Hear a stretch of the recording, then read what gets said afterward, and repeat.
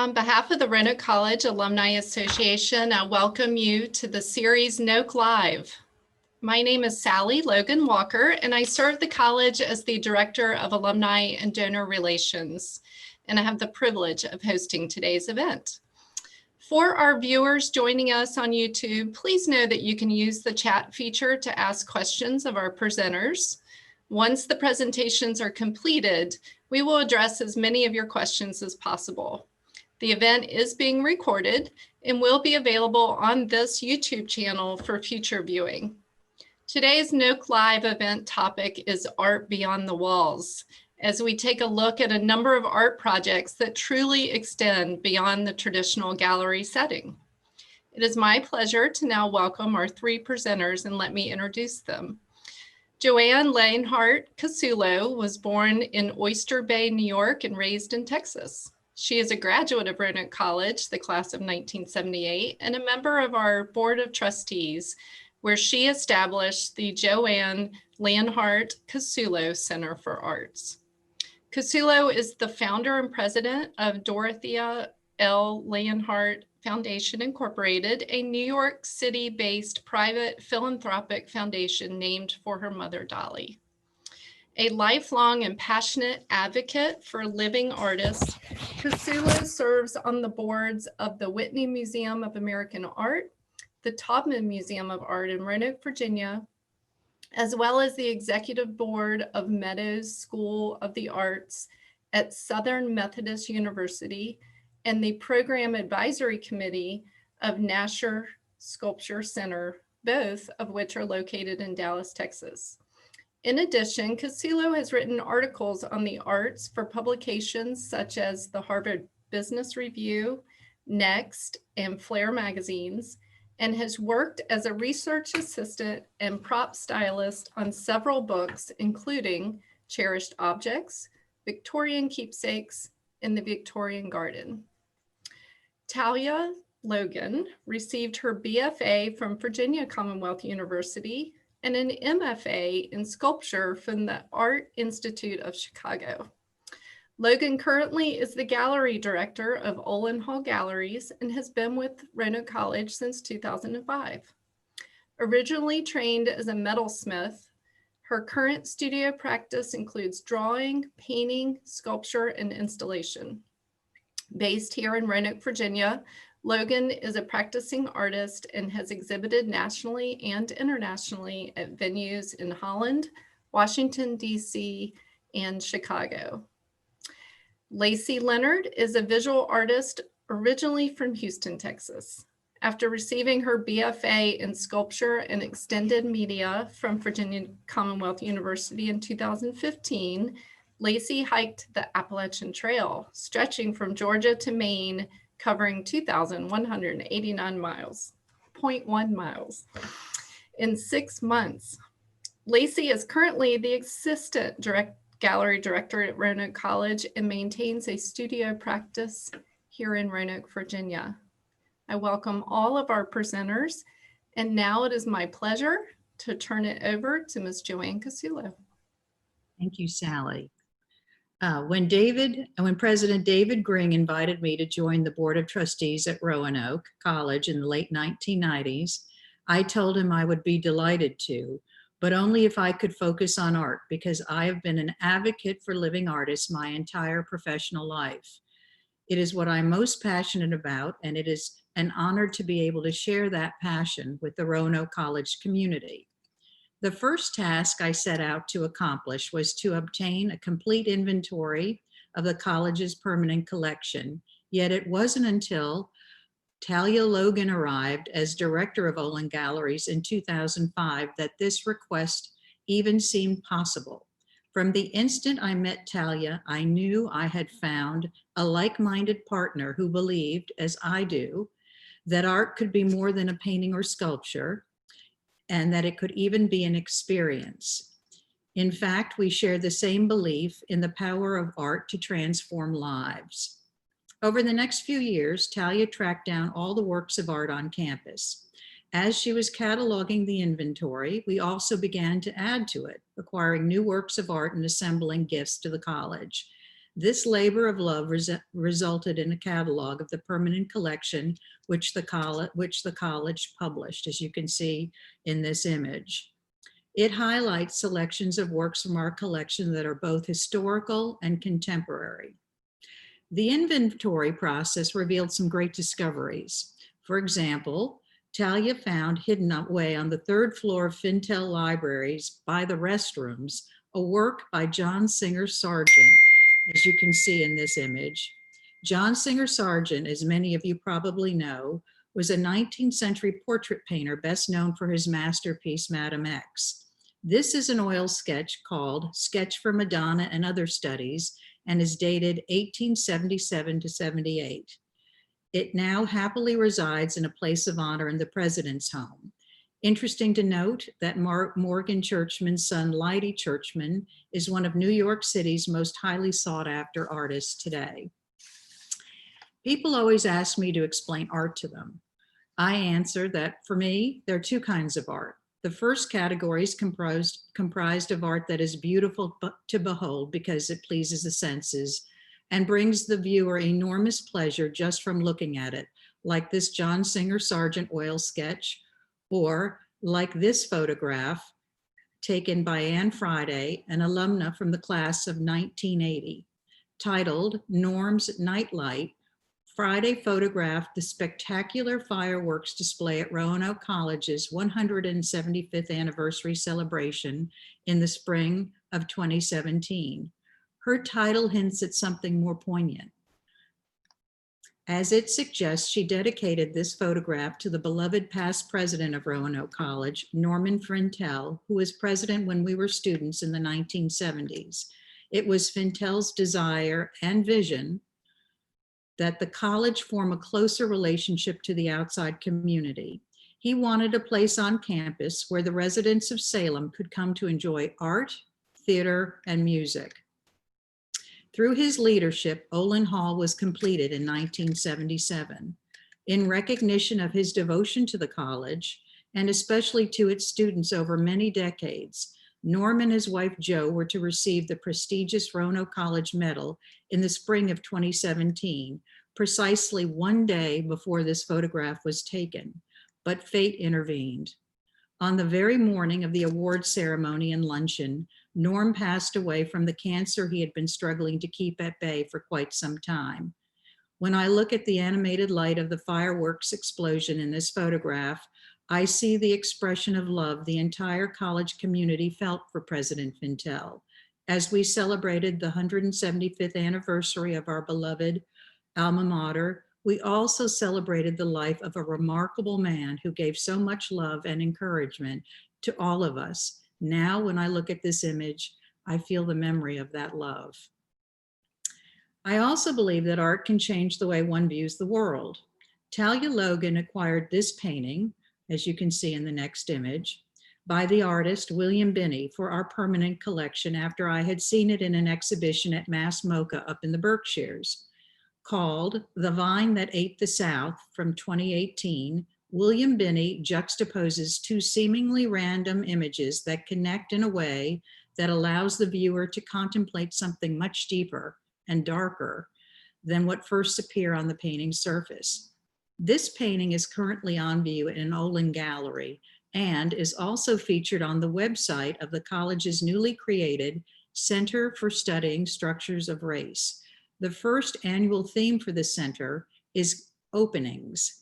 And when its director, Dr. Jesse Bucher, saw this picture, he, along with Talia Logan, encouraged the artist to discuss it in a video.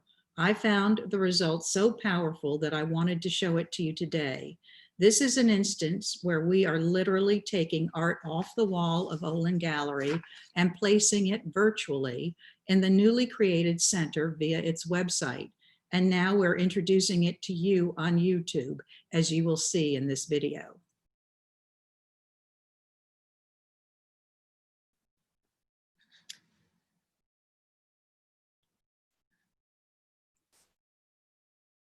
I guess we're looking at the video.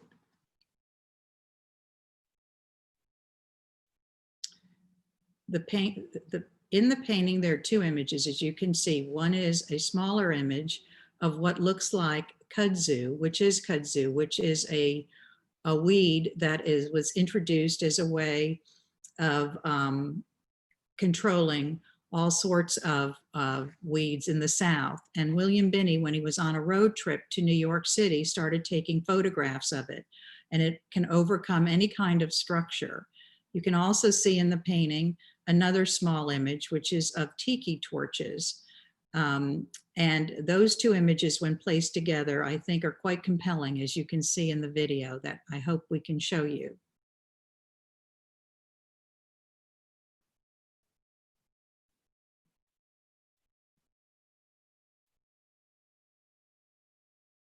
Well, the video will be up on the website, on the YouTube channel, since I don't think it's playing right now. Our next project, because Talia Logan and I both believe that art can change the way one views the world, we wanted to place art directly onto campus so that students would encounter it without ever having to enter Olin Hall.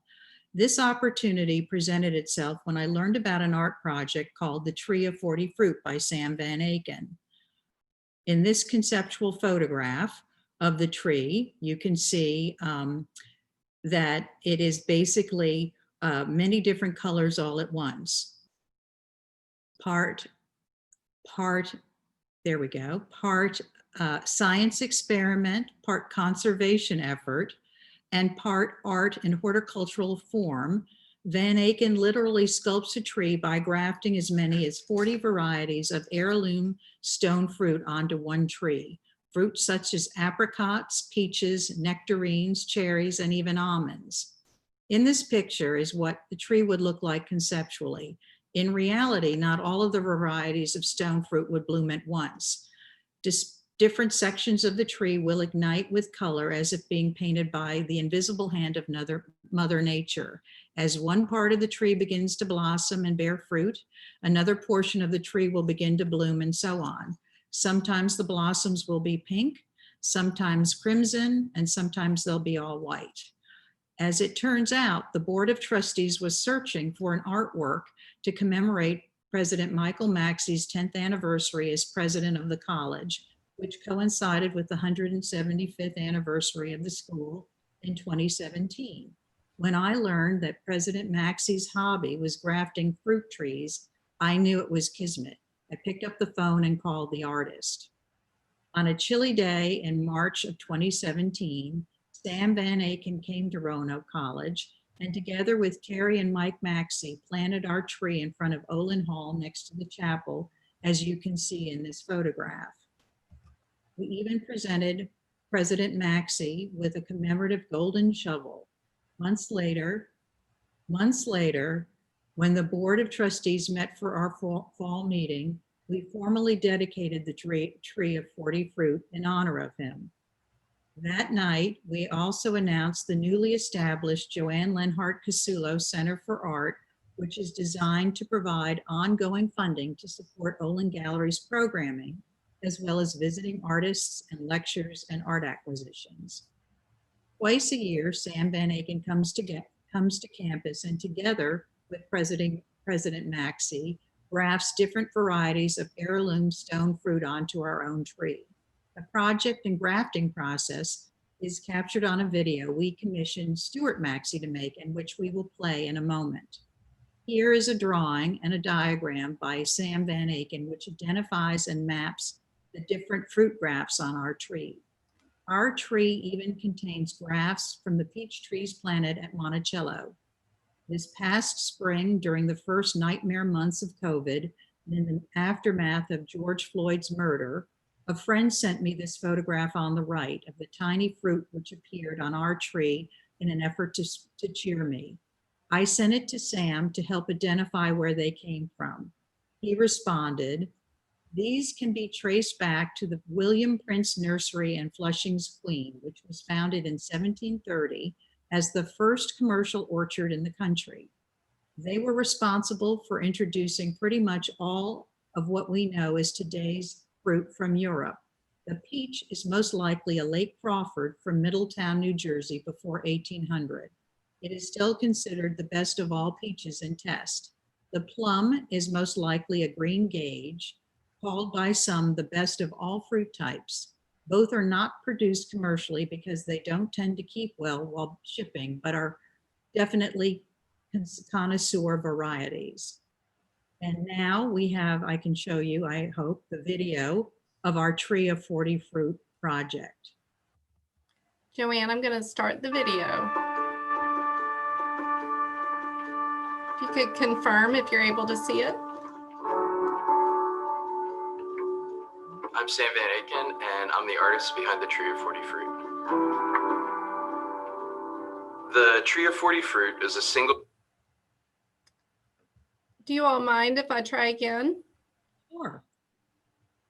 I know everyone wants to see these videos, and our system is just having a little difficulty. Let me see if I can try again.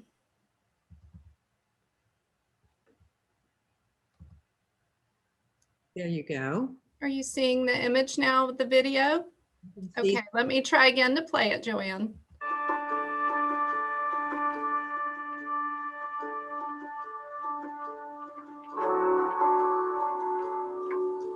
I'm Sam Van Aken, and I'm the artist behind the Tree of 40 Fruit.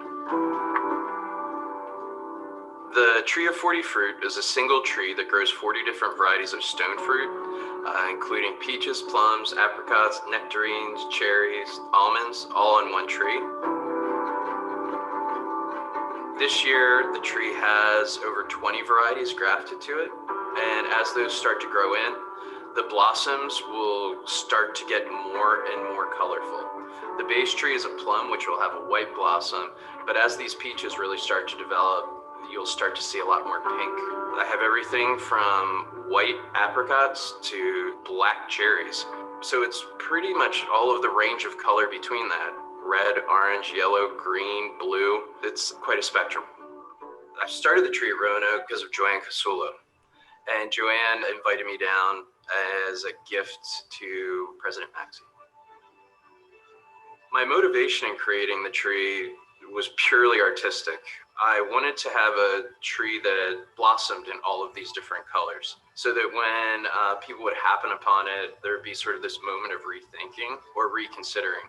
Always had this philosophy that art should interrupt and transform the common sense of practices. And I think the tree really becomes an example of that. I see the tree as being the beginning of a narrative. So what I'm hoping is that through that sort of element of spectacle, that it becomes the beginning of stories.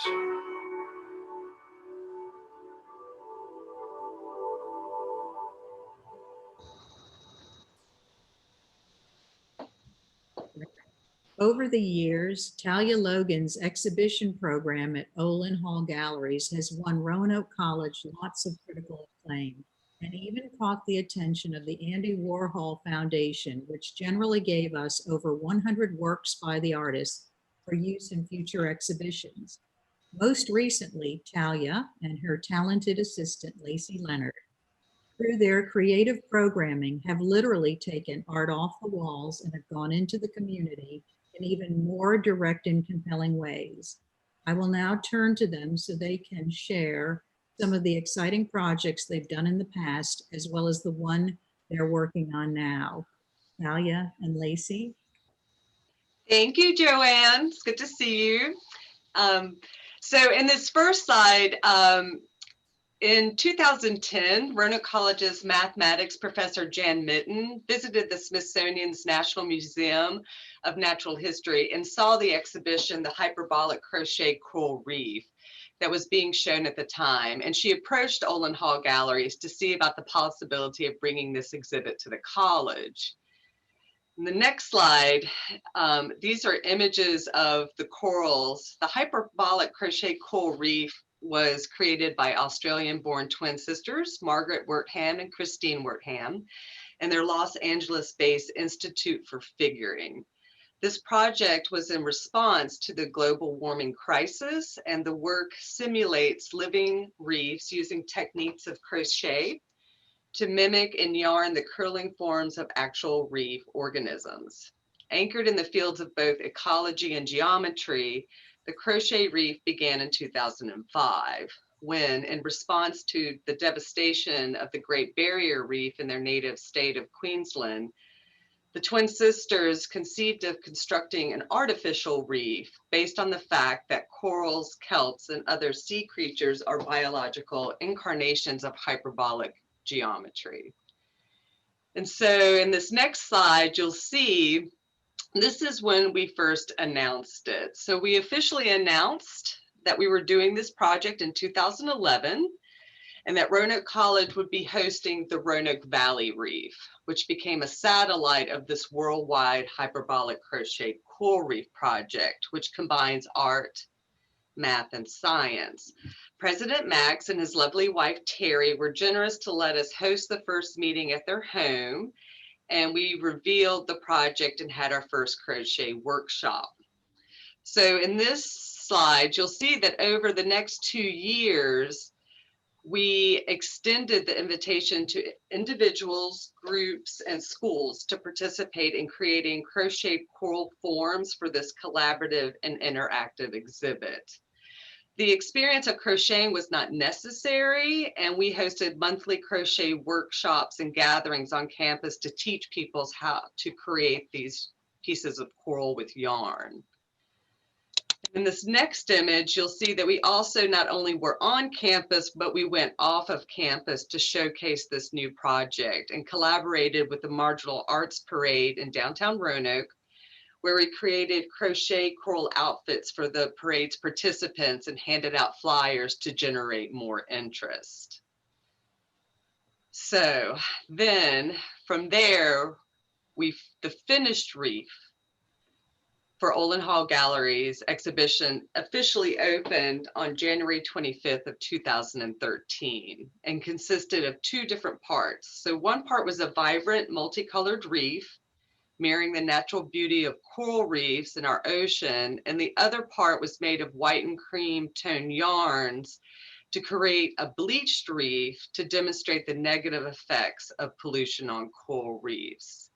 A total of 2,330 crocheted works were produced for this installation by 250 contributors in the Roanoke Valley. And so in this next video, it'll give you a view of the installation as well as a sweep through the finished exhibit.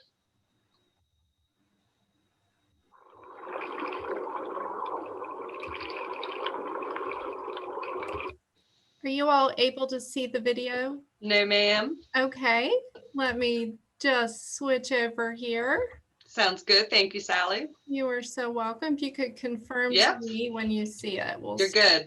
It's Oh. right there.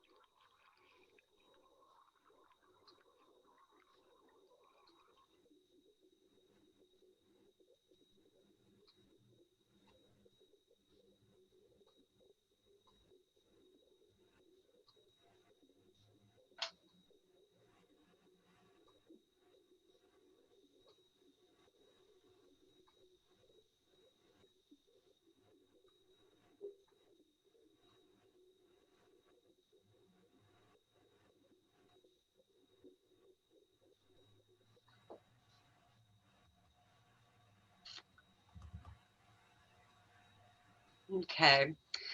So from the impact of what the Roanoke Valley Reef made on the contributors and visitors to the gallery prompted us to work on and develop another community-based project. And that is when we developed and created the Paper Blooms project, which we announced in 2013. And the Paper Blooms project was to be considered a collaborative-based exhibition that would be composed of handmade flowers to create a community garden. So in the next slide, you'll see that similar to the coral reef groups, groups and individuals were invited to participate in workshops that we hosted to create a single or multiple pieces for this purposeful and interactive display. And so this next video is a time lapse of one of our workshops that we hosted to teach people how to make flowers.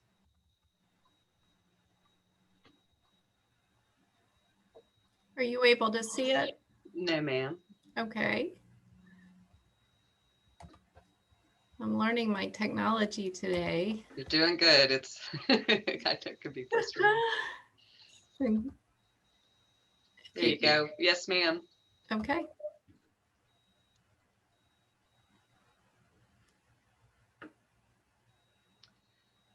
So this workshop, we actually created a bouquet for a memorial service for a woman who runs Meals on Wheels. Her son had unexpectedly passed away, so we had a group of women come together to make a bouquet for his funeral. So that's what that video was from.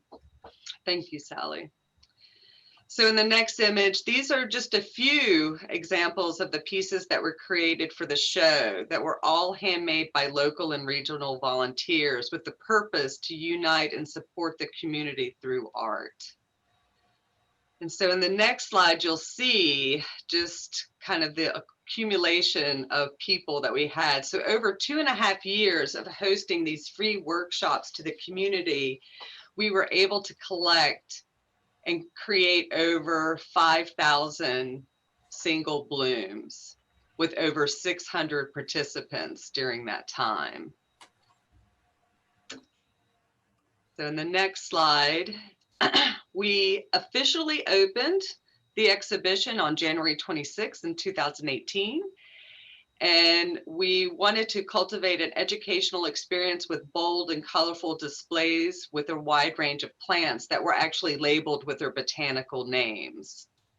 And you'll also see in the next slide that within the space, we created a memorial wall or a memorial garden where we invited individuals that visited the show to make a white flower to commemorate and honor a loved one. So in this next image, you'll see that during the run of the exhibition, visitors were able to experience the garden in a lot of different ways. We had seating and tables throughout the space to allow the individuals to relax, as well as flower making materials to be able to create pieces to add to the exhibit. And then you'll see as well that we also hosted multiple events and programming in the garden, from music events, yoga classes, and dance recitals. And one of the most popular events during the show was Paws and Prints, where we invited individuals to bring in their pet and create a paw print that we made into a flower. And the proceeds from this event went to Angels of Assisi as well as the SPCA. So upon the conclusion of the show, all of the flowers from the Paper Blooms project were made into 884 bouquets and were donated to areas of need in our locality. And here's a partial list of where the bouquets were delivered to. And then you'll also see images. So this was when we were delivering. The lovely image on the left are some Roanoke College students delivering at Roanoke Memorial, retirement homes. And then that bouquet on the right is the one we made for that memorial service. So those are our other projects, but I'd like to introduce Ms. Lacey Leonard, who will talk about our newest project. Hello, thank you, Talia. So Curator Off Duty is our newest community project. Due to COVID, the exhibition date is yet to be determined. As of this moment, we're planning to push the exhibition back a couple of years from now. This exhibition aims to unite the visual arts community through diversity and inclusion. In this next video, our Curator Off-Duty host, Joel Bowers, will go over some of the guidelines for artwork submissions. Hopefully Sally can pull that one. Hello, I'm Joel Bowers, and I don't see the video, but I can hear it. Oh, Here it comes. Do you see Joel? Okay. Okay, I will start the video now. Hello, I'm Joel Bowers, and I'll be your host for all things Curator Off Duty. Yeah. Curator Off Duty is an open exhibition for all Virginia residents. This exhibition, read it again. All artists, three words. Galleries. There you have it. One of those awkward, like, hey, that was gross. It's all good. This exhibition is open to all Virginia artists. You can submit up to 3 pieces of artwork to be shown here at Olin Hall Galleries. Curatorial criteria, the only criteria, if it fits. The only criteria is that it must fit inside of a 1 cube criteria. I really faltered there. 1 cubic foot. Okay, our only criteria is that it must fit within a 12 by 12 by 12 inch cube. I'm gonna drink out of the faucet. Is that allowed?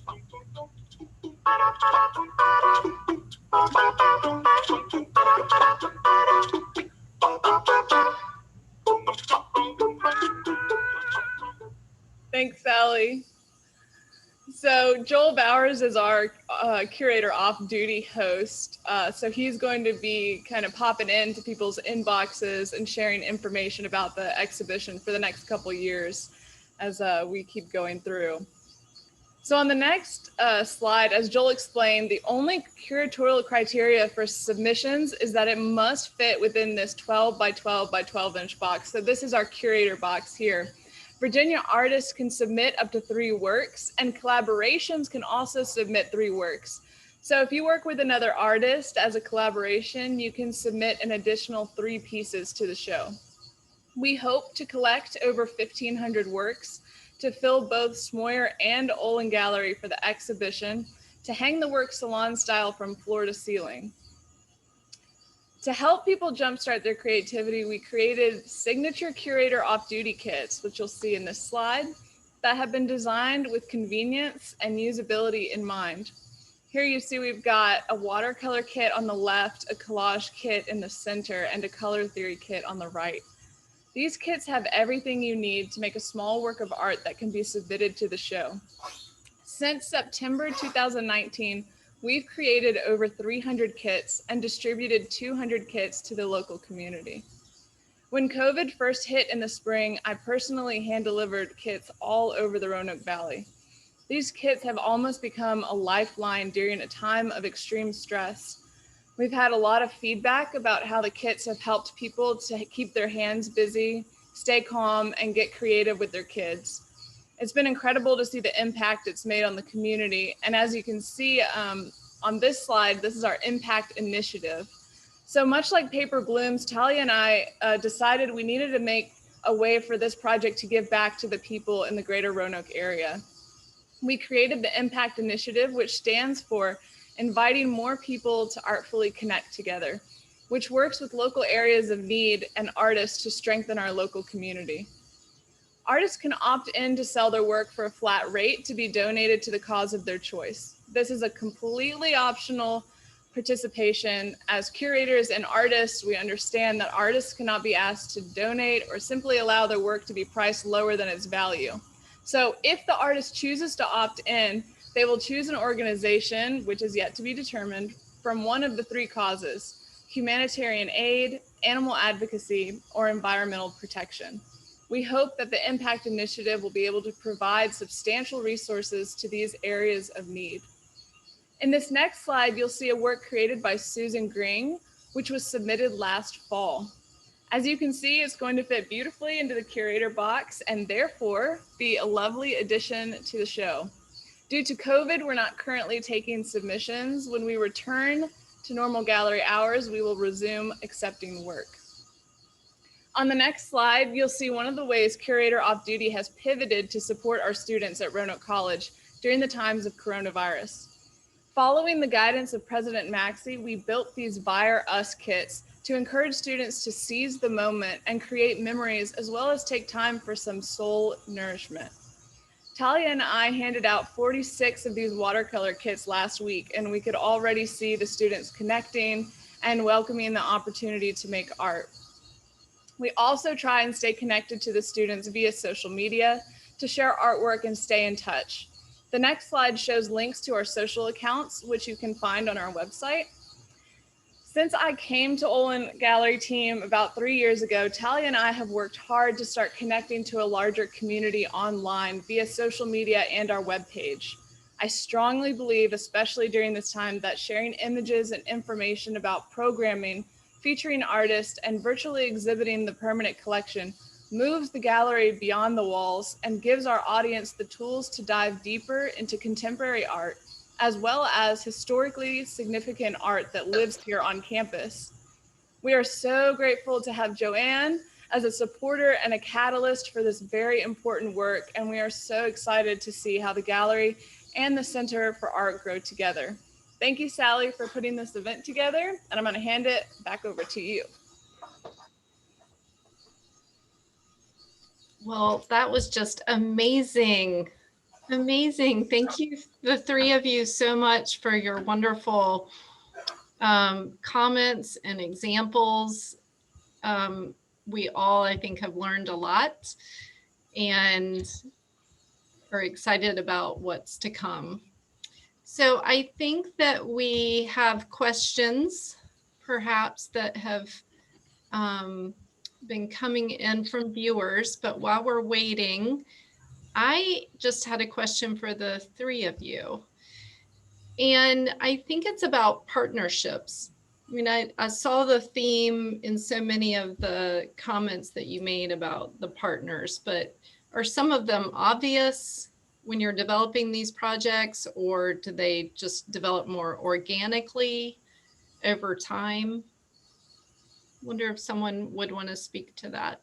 I think that they both go both ways. Yeah, sometimes we have something in mind, but then sometimes, especially because we do a lot of brainstorming and, with Joanne and Lacey and other people that we work with in the community, we bounce ideas. We really believe in like getting input from others outside of the gallery to kind of,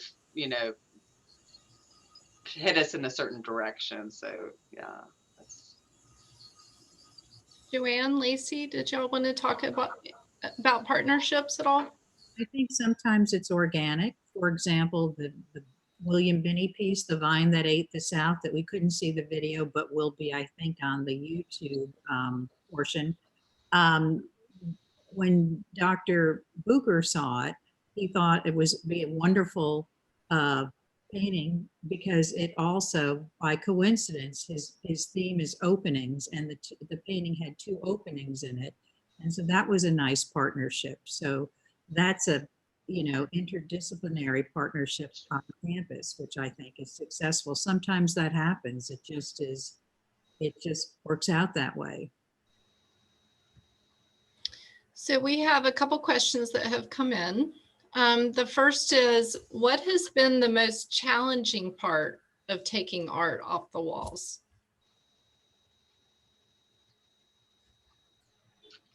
Talia.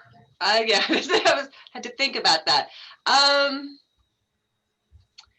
I would think just because so many ideas can come in and there's so much room for that to happen, like there's almost not enough time to do all these ideas to go outside of the gallery. Lacey, do you have a feedback on that? Yeah, and I think my feedback kind of connects back to the other question too, which is that Olin Hall Galleries and the Center for Art have both created a structure for things to happen within. So it's great, I think Talia and I try and collaborate in ways that, we just put a project out there and we let other people run with it. And then we're like, we're only 2 people and we want to create all of this volume. So that's kind of where the community steps back in and they take it and run with it and make groups, and it expands from there. Mm-hmm. Yeah, I agree. Okay, our next question is, where are the wreath components in the paper flowers now? How do we get to see them, or is that not possible? So the coral reef in the end is actually owned by the Institute for Figuring. So the Institute for Figuring, the hyperbolic crochet coral reef is a copyright.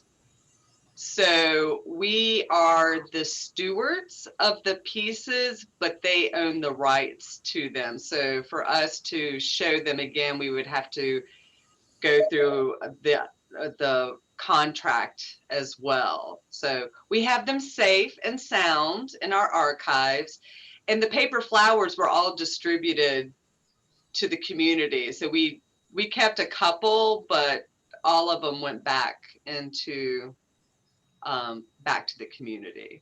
There's one nice story about the paper blooms. One of the bouquets was delivered to a local hospice, and it turned out that a Roanoke College trustee's wife was there and received one, and she wrote us a note saying it cheered her. And I thought that was an incredible a way of it coming back full circle. Mm-hmm. Yeah. Let's see. So I'm curious, is this concept of and I want to use the term loosely non-traditional because I don't know that there's traditional art, but when we think of art being on the walls and you come into a museum or a gallery, and now you all are offering so many projects that take it off the walls and go out into the community, is that something you're seeing more of across the nation? Is that a trend that we will expect to see more of? That's my first question. And the second question is, Joanne, when you were talking about the partnership with the Center of Structures of Race here on campus, and it made me mindful of a piece of art that's now permanent in downtown Roanoke that is a wonderful painting on a street. And it's educational, but it's also a beautiful piece of art, but it's certainly not on the walls because it's on a street. You know, you're just seeing more and more of that. So it's kind of a two-part question. Well, I think, you know, we are used to thinking of art as like a sculpture or a photograph or a painting, but it also can be an experience. You know, one thing that comes to mind that probably everybody remembers seeing is after 9/11, down at the World Trade Center, there were those two beams of light that went up to heaven, and they keep recreating that. That was an art project that Creative Time, a public arts organization, did in partnership with another organization in New York. So sometimes you encounter art in the least expected places, and it causes you to stop and consider something, and that can be art. And there's a lot of socially engaged art and social justice art that's happening now, art projects.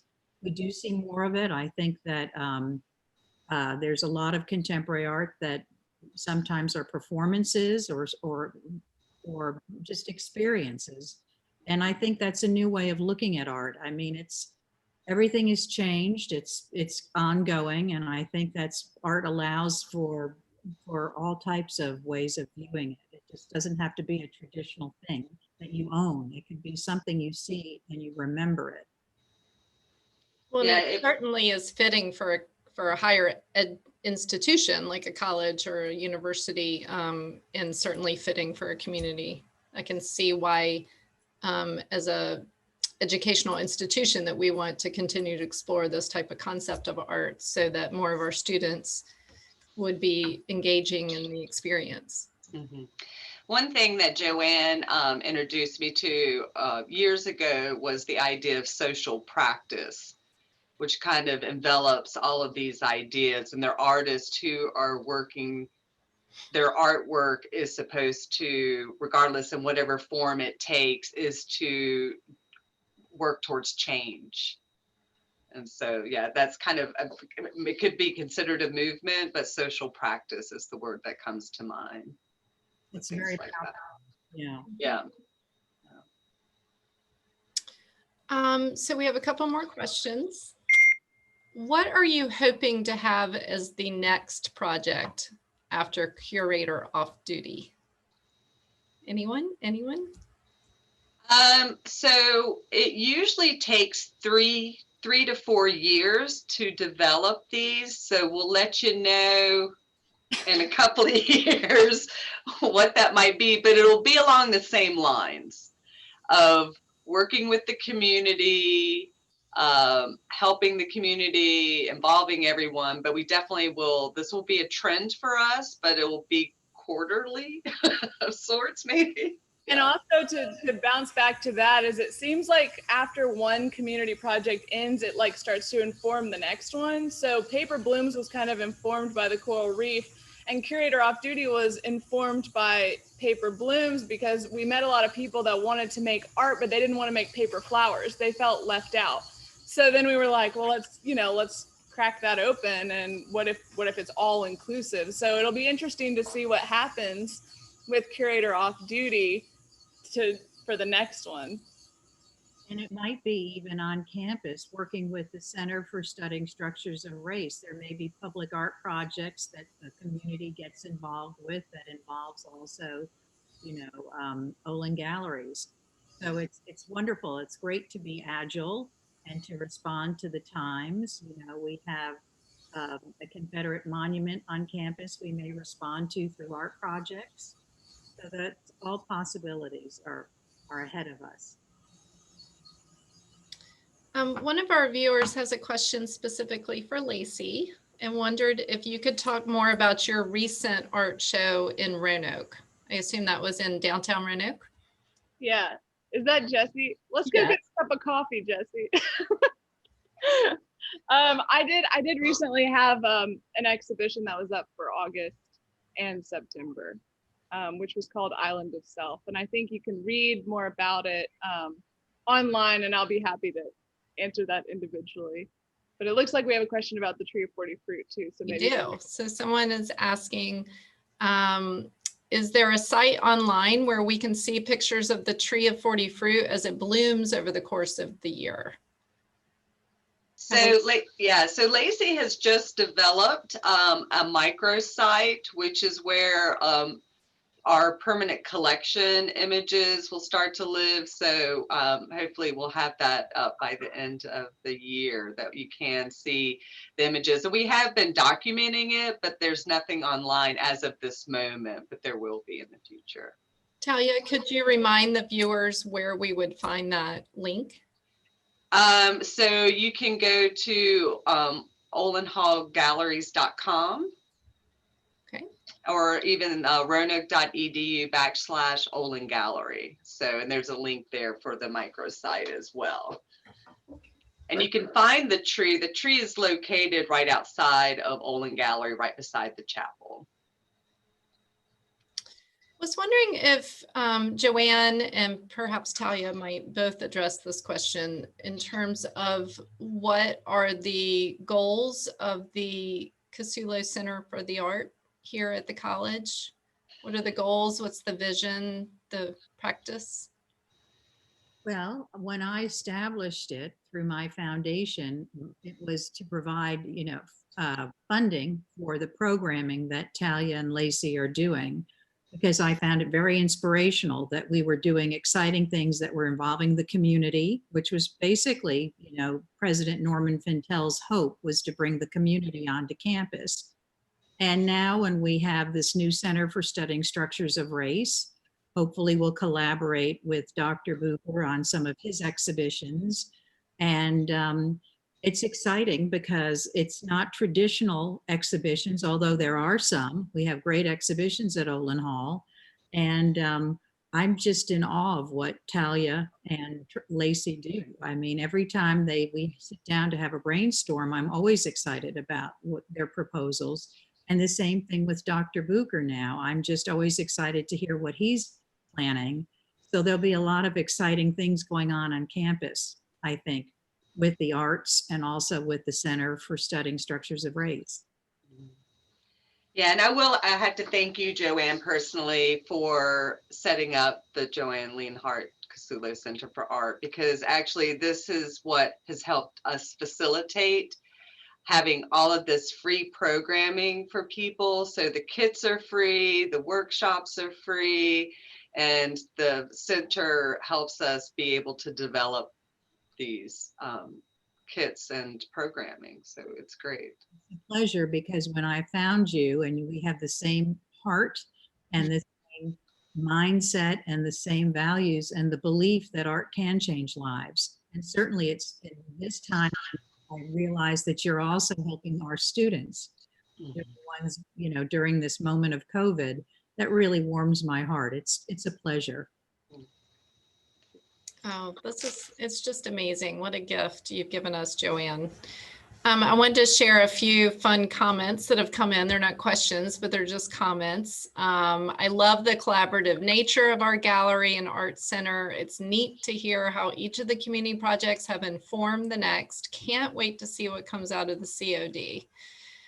I love the idea of a tree of 40 fruit cam. That's a great idea. I do like the camera too. Yeah, that's great. Joanne William Howe, thank you. And we'll see you at the Whitney, exclamation point.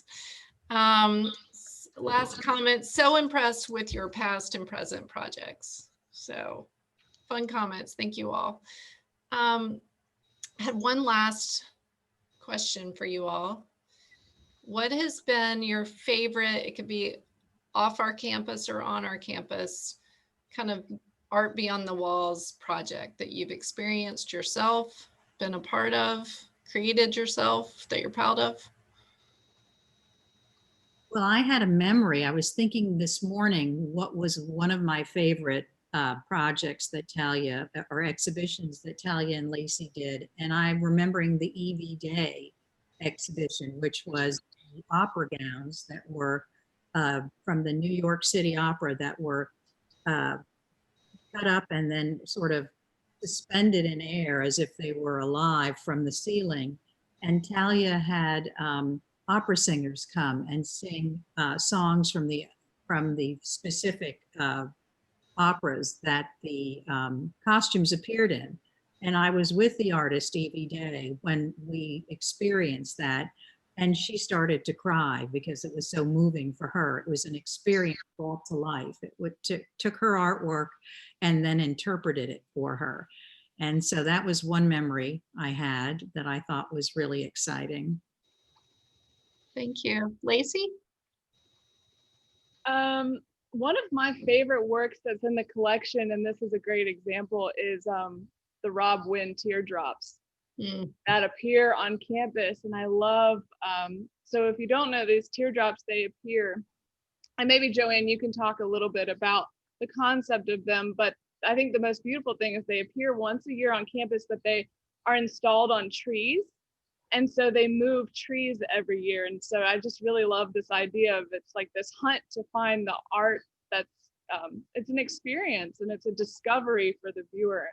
Well, thank you for bringing that up. That Rob Wynn is a New York City based artist, and these are monumental brass teardrops that were given to the college in memory of a very close friend of ours, Jane Curran Zeringer, and she passed away. And in honor of her, in memory of her, they appear on the first night of alumni weekend somewhere on campus, and there they are, and then they disappear by dawn. And thank you for bringing it up, because it keeps Jane alive in our hearts. And our hope is that they also represent other friends of ours who we shared our Roanoke College experience with, that we love, who've passed on. And it's sort of a beautiful moment to see those teardrops once a year. Thank you for bringing that up. Talia? I would say at this point, even though it's not happened yet, that the curator off duty has been something that I really think is going to broaden, because like what Lacey was explaining, is it's all inclusive and it can go in any route, because anything, as long as it fits in the box. So I'm very excited to see what people come up with that typically may not even show in a gallery, and you can see people are getting, excited about it, and just material studies and playing around with that. So I'm really excited about this next one. Yeah. Well, that's wonderful. I think we'll close with that. And thank you all our viewers who have joined us today for this NOKELive event, and my gratitude to our 3 presenters for sharing your time, your expertise and visions with us. We have many more NOKELive events planned in the weeks and months ahead, and you can always find information on future NOKELive events as well as our previously recorded events at roanoke.edu/alumni, and visit the Alumni Hub, and that will give you all the links. You can also find links to Olin Gallery there, as well as other virtual content that's produced by the college. And I also remind everyone to visit the main college page as well, where you can learn about other virtual events that are being created by the college during the COVID pandemic. Want to remind everyone that we will have the videos that were shared today on the YouTube channel so that everyone can watch the entirety of this program, but they can also watch each individual video as well separately. And again, thank you everyone. Take care and stay well. Thank you, Sally. Sally.